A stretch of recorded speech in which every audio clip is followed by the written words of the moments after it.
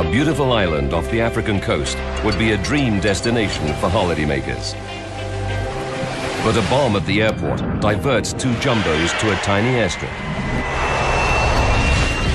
In just 8 minutes, the worst aviation accident of all time takes the lives of 583 people. Now, with cutting-edge computer technology, we reveal exactly what went wrong. Europe, the Canary Islands, Tenerife. Sunday, March the 27th, 1977. Los Rodeos is the island's sleepy airport in the hills. It's not used to heavy traffic and normally handles just a few small planes a day. But this is no ordinary day. 12 noon. After an overnight flight from Los Angeles, Pan Am's flight 1736 is just 2 hours away from the Canary Islands. 12:30 p.m. Suddenly, Pan Am's captain, Victor Grubbs, receives an urgent message from air traffic control. A bomb has exploded at Gran Canaria Airport where he's due to land.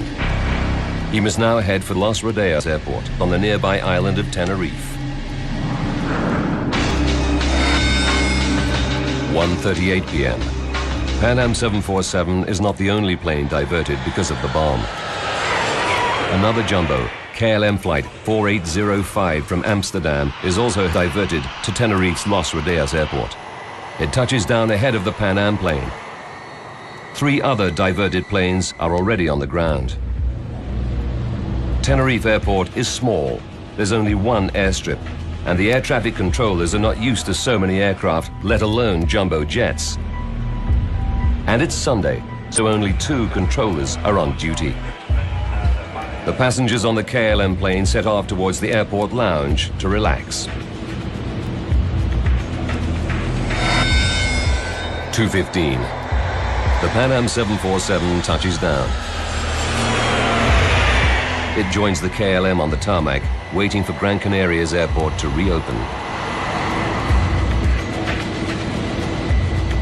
Gran Canaria is just a 25-minute hop away, but it could be some time before police there declare the airport safe from bombs. No one knows how long they'll be kept here.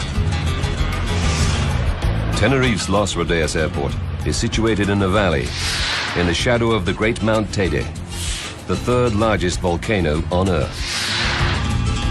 Teide dominates the island and even influences the weather.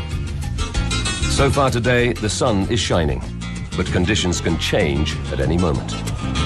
The airport is at an altitude of 632 meters above sea level. Low-lying clouds frequently roll down the mountains, shrouding the airport in heavy fog. But when the Pan Am plane lands, weather isn't a problem. 2:30 p.m. Police in Gran Canaria have cleared the bomb, and the passengers think they'll soon be able to get to their destination and start their vacations. But even though the Pan Am plane is ready to take off, it can't.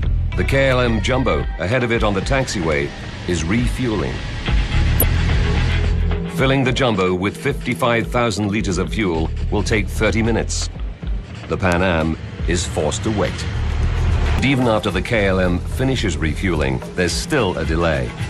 With no explanation, the Spanish authorities force the planes to sit on the tarmac for nearly 2 more hours. At 4:56 p.m., KLM's most senior pilot, Captain Jacob van Zanten, requests permission to taxi. 2 minutes later, air traffic control gives the go-ahead. On the Pan Am, Jack notices a change in the weather. The fog started rolling in, and it was quite unusual to me because it would completely consume the airport. It was the difference between night and day. The KLM 4805 taxis down the runway. There are 248 passengers and crew on board. The air traffic controllers instruct the pilots to proceed to the end of the airstrip, make a 180-degree turn, and wait for clearance to take off. Visibility is now down to 300 meters. None of the air traffic controllers can see the planes that they're directing. And there is no ground radar to help them. They are now totally reliant on communicating by radio. 5:02 p.m. The controllers give Pan Am permission to taxi onto the runway right behind the KLM. The Pan Am pilots are then told to turn off at the third exit and wait. Conditions are getting worse by the second. Followed the KLM plane up on the tarmac, and you couldn't see the cement. You couldn't see anything. It was dark. 5:04. The KLM is completing its 180-degree turn and getting into position for takeoff.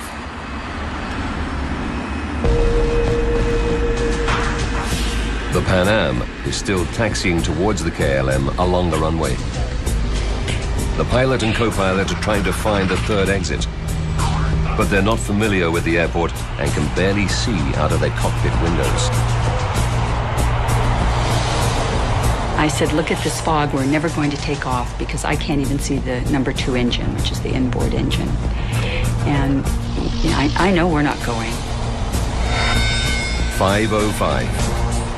The KLM is in position.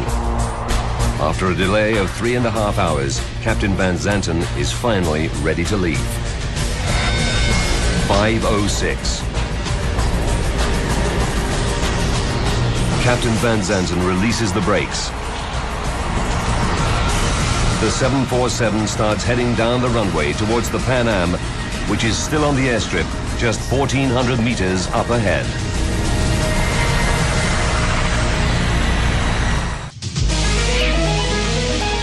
A KLM jumbo jet is heading down the runway in thick fog. But a Pan Am jumbo is still taxiing towards it on the same airstrip.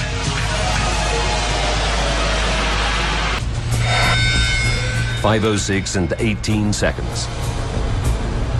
The control tower tells the KLM crew to wait. Okay, stand by for takeoff. But they don't. Instead, Captain Van Zanten accelerates the KLM jumbo down the runway. 5:06 and 45 seconds. The Pan Am co-pilot looks out of the window and is horrified by what he sees. The 300,000-kilogram KLM jumbo is heading straight towards him. The Pan Am has 394 passengers and crew on board. Their only chance is to get out of the way as quickly as possible. Pan Am's Captain Grubbs forces the engines to full throttle. He tries to move the 747 out of the way.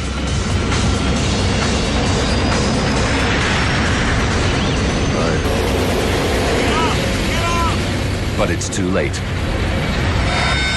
5:06 and 50 seconds. The KLM smashes into the American jumbo at 290 kilometers per hour.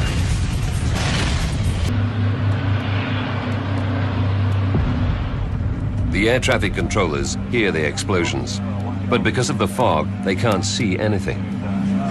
They're unable to make radio contact with either plane.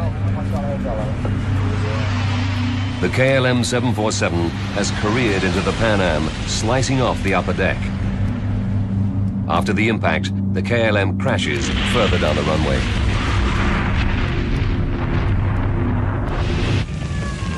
The tower controllers sound the alarm. These first news pictures show the firefighters tackling the blaze which has engulfed the KLM. They can't find any survivors. Because of the fog, they have no idea that just 450 meters up the runway, the Pan Am jumbo is also in flames, with hundreds of people still on board. Another explosion blasts Jack out of the plane.